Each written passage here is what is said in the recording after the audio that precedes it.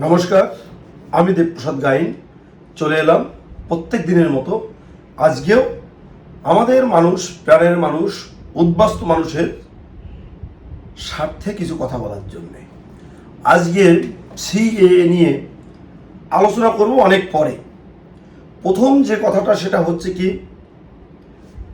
আমি আজকে অনেকের কাছে একটা ফোন পেয়েছি, মানে একই টপিক, একটা বলতে একই টপিক, যে আমরা 2024 সালের পরে এসেছি, আমরাও তাহলে চলে যাব, কি করব ভেবে উঠে পাচ্ছি না। ও দেশে গেলে তো আমাদের মেরে দেবে, আমাদের যা ছিল মোটামুটি বিক্রি টিক্রি করে চলে এসেছি, এবার আমরা কি করব, আমাদের সুইসাইড করা ছাড়া কোনো পথ নেই। আমি এই কথাগুলো যখন বারবার লোকের কাছে শুনছি, ফোন করছে অনেকেই ফোন করছে। টপিক আমরা 2024-এর পরে এসেছি, এখন তাহলে আমরা কি করব, জায়গা জমিও তো বিক্রি করে চলে এসেছি। আমার বক্তব্য এবং আমার দাবি, ভারত সরকারের কাছে দাবি, জানি আমার দাবি কে মানলো না মানলো তাতে করার কিছু যায় আসে না, তবুও আমি দাবিটা করছি একেবারে জোর গলায়, বজ্রকণ্ঠে। বাংলাদেশ থেকে যে সমস্ত হিন্দু মানুষ 2024 সালের 31শে ডিসেম্বরের পরেও আজকে দিন পর্যন্ত এসছে বা আগামী দিনেও আসবে, তারা যদি স্বইচ্ছায় এই দেশ ছেড়ে চলে যেতে না চায়, তাহলে যেন ভারতের এই মহান সরকার এই সনাতনী হিন্দুদের এখান থেকে ঘাড় ধাক্কা দিয়ে তাড়িয়ে না দেয়। কারণ তাদের যাওয়ার কোনো জায়গা নেই, হারাতে হারাতে সব কিছু হারিয়ে ফেলেছে, কিছুই নেই তাদের মা বোনদের ইজ্জত, সেটা তারা হরণ করেছে, নেই তাদের জায়গা জমি দখল করেছে, নেই তাদের মাথা গোজার মতো একটু বাসস্থান, সেগুলো দখল করেছে। আছে কি তাদের? আছে শুধু কোনো রকমে ধুক ধুক করছে প্রাণটুকু। কোনো রকমে সেই প্রাণটুকু বাঁচানোর জন্য এই মানুষগুলো বর্ডার দিয়ে কেউ পালিয়ে এসেছে, কেউ নদী সাঁতরে পালিয়ে এসেছে, কেউ পাসপোর্টে এসে থেকে গেছে, যেতে চাইছে না। কেন যেতে চাইছে না? আপনারা অবশ্যই সেই যন্ত্রণা উপলব্ধি করতে পারছেন। আমি বারবার বলি, কেউ কিন্তু খাওয়ার অভাবে এখানে চলে আসে না। পরিস্থিতি তাদেরকে এমন করা হয় যে পালিয়ে আসতে বাধ্য হতে হয়।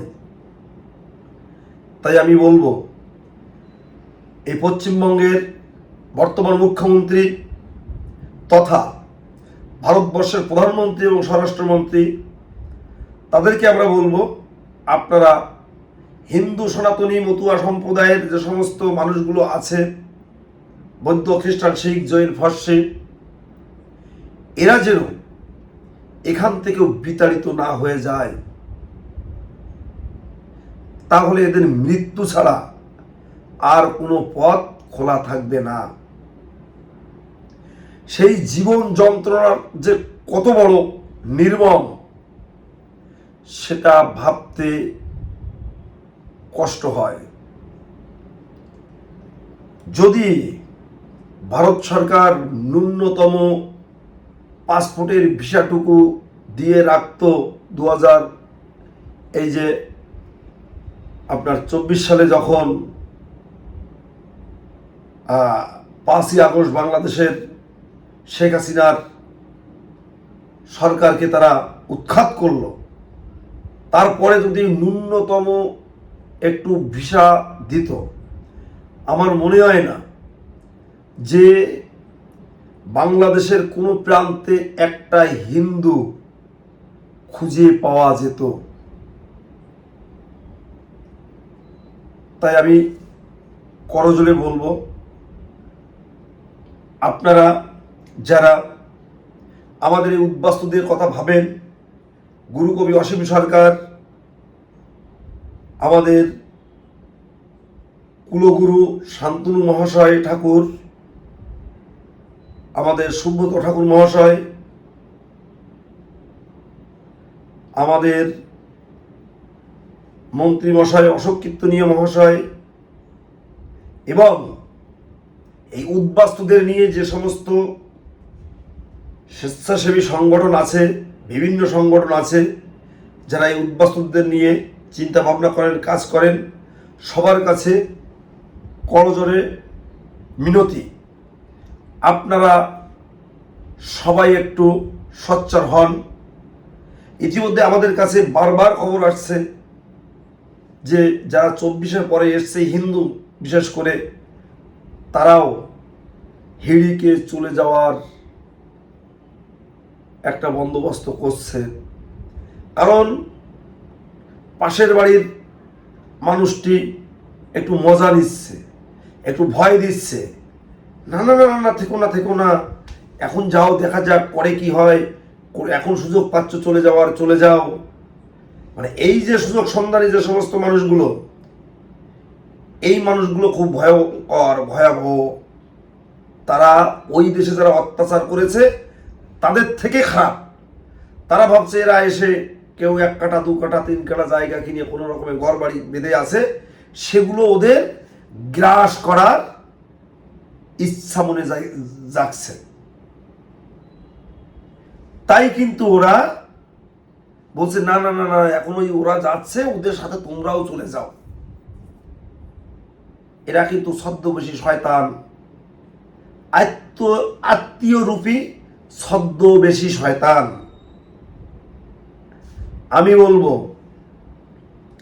আমাদের যদি প্রাণ চলে যায়, যা একজন হিন্দু সনাতনী বৌদ্ধ খ্রিস্টান শিখ জৈন ফার্সি যারা এখানে এসে পড়েছে, যদি না চলে যেতে চায় স্বেচ্ছায়, তাহলে জোর করবেন না, জোর করবেন না। সেটা যদি করেন তাহলে মনে করব যে আপনারা আপনাদের সব কথাবার্তা সব কিছু মনের থেকে ভুলে গিয়ে শুধু ক্ষমতা দখলের আশায় অনেক বড় বড় লম্বা লম্বা কথা বলেছিলেন।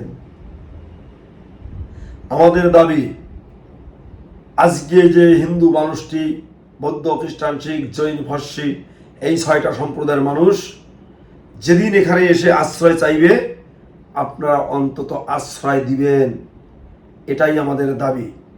জানি অনেক উৎকোচ মানুষ আপনারা এখানে কমেন্টস করবেন, এটা কি ধর্মশালা নাকি? ধর্মশালা না আমরা জানি, কিন্তু এটা আমাদের পূর্বপুরুষের অধিকার জড়িয়ে থাকা একটা ভূমি। আমার ঠাকুর দাদা পদ দাদা 14 গোষ্ঠী যখন ঘুমাচ্ছিল, এই দেশের কিছু স্বার্থন্বেষী শয়তান, তারা তাদের স্বার্থ চরিতার্থ করার জন্যে রাতের অন্ধকারে একটি ম্যাপের উপরে দাগ দিয়ে আমার পূর্বপুরুষদের তারা পূর্ব পাকিস্তানি তৈরি করে দিয়েছিল। অতি সুপরিকল্পিতভাবে এগুলো করা হয়েছিল। তার কারণ যারা করেছিল তাদের জিনগতভাবে তারা পশ্চিম পাকিস্তানি। এটা যদি রিসার্চ করা হয় তাহলে সম্ভবত বেরোবে। তাই আমরা বলবো আমাদের এটা প্রাণের দাবি, মনের দাবি, এবং আমার উদ্বাস্তু সকল সনাতনী মতুয়া বৌদ্ধ খ্রিস্টান শিখ জৈন ফার্সি সমস্ত মানুষের দাবি, আমরা বাঁচতে চাই এবং সুস্থভাবে বাঁচতে চাই এবং মহান ভারতবর্ষে থাকার জন্য আশ্রয় চাই, নাগরিকত্ব চাই। এটা আমাদের আপনাদের কাছে বিনীত অনুরোধ। এবার আসা যাক সিএএ। সিএএ নিয়ে এখন বিভিন্ন জায়গায় বিভিন্ন রাজনৈতিক নেতা নেত্রীরা বিভিন্ন জায়গায় আপনারা ক্যাম্প খুলে আবেদন করাচ্ছেন, ভালো কথা। আপনারা অতি যত্নবান হবেন। কয়েকটা দিক আমি আপনাদের কাছে এটা বলতে চাই। প্রথমত, যারা আপনারা অ্যাপ্লিকেশন করে দিচ্ছেন, বিন্দু মাত্র যেন ডট পর্যন্ত ভুল না হয়, এবং বাংলাদেশ ডকুমেন্টস সেটা যেন বাংলাদেশের জেরক্সের থেকে ছবি তুলে না আনা হয়। কোনো ধর্মীয় সার্টিফিকেট যেগুলো আপনারা দিচ্ছেন সেগুলো যেন নিজস্ব সেই প্রতিষ্ঠানের হাতের লেখা সই হয়, এটা যেন স্ক্যান করা সই না হয়। আমরা কাজ করতে এসে 3 বছরে যে অভিজ্ঞতাটা অর্জন করেছি সেটা আপনাদের বলছি। এই হেয়ারিং সেন্টারে আসতে একজন লোকের প্রায় 3 মাস 4 মাস লেগে যায়। এসে যদি দেখে আপনাদের ভুলে ভরা অ্যাপ্লিকেশনের জন্য তারা ফিরে যেতে হচ্ছে তাদের, এর থেকে দুঃখের কষ্টের আর কিছু হতে পারে না। তখন আপনারা নিজেদের দায় এড়ানোর জন্য হাত তুলে বলেন, আগে এই রকম ছিল, এখন নিয়মটা পরিবর্তন হয়েছে। মানে নিজে একেবারে পবিত্র গ্রন্থের মতো তিনি পুত পবিত্র, মানে তার দায়টা ছেড়ে ফেলে দেয়। তারপরে কি হয়, আমাদের মতো কিছু লোকের কাছে ছুটে আসেন। আমরা সব জানতাম, হনুমান নই, সে সব কিছু জানি। তবে হ্যাঁ, সিএএ সম্পর্কে এই বিগত 3 বছর ধারাবাহিক যে অভিজ্ঞতা আমার কাছে আছে, বা আমি যে অভিজ্ঞতা সঞ্চয় করেছি, ডিএলসি, এই অ্যাপ্লিকেশান এবং সেন্সর বোর্ড, এ পর্যন্ত আমার যে অভিজ্ঞতা আছে, সেই অভিজ্ঞতার আলোকে আমি কথাগুলো বলি, আপনাদের সামনে প্রতিদিন তুলে ধরি। বেশি সংখ্যক লোক হেয়ারিং সেন্টার থেকে ফিরে যায় ভুলে ভরাই অ্যাপ্লিকেশান করার জন্যে। যে কারণে আমি আমার প্রত্যেকটা ভিডিওতে বলি, যদি ভুলে ভরা অ্যাপ্লিকেশান করে আপনারা আসেন, তাহলে নিরাশা নিয়ে আপনাদের বাড়িতে ফিরে যেতে হবে। এখান থেকে একেবারে ডিএলসি থেকে লিখে দেবে আপনার এই ফরম্যাটে হয়নি, আপনি এই ফরম্যাটে করে নিয়ে আসুন। অ্যাপ্লিকেশন করার সময় দেখা যায় কোর্ট এফিডেভিটের ডেট অফ বার্থ এক, ভিতরে অ্যাপ্লিকেশনে আর এক, কোর্ট এফিডেভিটে বাংলাদেশের ঠিকানায় এক, অ্যাপ্লিকেশন করার সময় আর এক। স্পাউস ইন্ডিয়ান করে দিচ্ছে ন্যাশনালাইজেশন, হবে ন্যাশনালাইজেশন, তাকে করে দিচ্ছে রেজিস্ট্রেশন। তো এভাবে তাহলে যদি আপনারা আবেদন করেন, তাহলে ভুলে ভরা আবেদন হবে। এটা হচ্ছে কথা। অনেকে বলেন যে আমার মা বাবা দুজনেই সার্টিফিকেট পেয়ে গেছে, আমার কি কোনো সার্টিফিকেট করা লাগবে? যদি আপনার ইচ্ছা হয়, আপনি ফর্ম 2-তে আবেদন করতে পারবেন যে আপনার মা এবং বাবা ভারতীয় নাগরিকত্ব পেয়েছে, তার একটা কলাম কিন্তু আছে, আপনারা একটা সার্টিফিকেট নিতে পারেন, অসুবিধার কিছু নেই। তো প্রত্যেক দিনের মতো আজকেও বলছি, সিএএতে আবেদন করতে গেলে কি লাগে। আপনি 2014 সালের 31শে ডিসেম্বরের ভিতরে এসেছেন, তার একটি প্রমাণপত্র, যেমন Aadhaar card, voter card, ration card, pan card, ব্যাংকের বই, জমির দলিল ইত্যাদি ইত্যাদি। 3টের জায়গায় এখন 4টে কোর্ট এফিডেভিট, একটি ধর্মীয় সার্টিফিকেট, এবং বাংলাদেশ থেকে যে কোনো একটি প্রমাণপত্র, আপনার বাবার, ঠাকুরদাদার, মায়ের মা, বাবা, তাদের ভোটার কার্ড, জন্মের কার্ড, তাদের ব্যাংকের বই, তাদের জমির দলিল, জমির পর্চা, স্কুল সার্টিফিকেট ইত্যাদি ইত্যাদি। তাহলে কোনো সমস্যাই কিন্তু আপনাদের ফেস করতে হবে না। তো যে সমস্ত বন্ধুরা আমার এই প্রতিবেদন প্রত্যেক দিন দেখো, তাদেরকে বলবো তোমরা আমার এই প্রতিবেদন শেয়ার করে দেশ ও দেশের বাইরের লোককে দেখার সুযোগ করে দিও। আর যারা নতুন দেখছো তাদেরকে বলবো তোমরা চ্যানেলটিকে সাবস্ক্রাইব করে দিও, যাতে আমার এই প্রতিবেদন দেখে অন্তত কিছু মানুষ উপকৃত হয়। তো তোমরা সবাই সুস্থ থেকো, সুন্দর থেকো, ভালো থেকো, এই কামনায় আজকের মতো সবার কাছ থেকে আমি বিদায় নিচ্ছি। বয়স্ক আমার শ্রদ্ধেয়জনের প্রতি রইল আমার প্রণাম।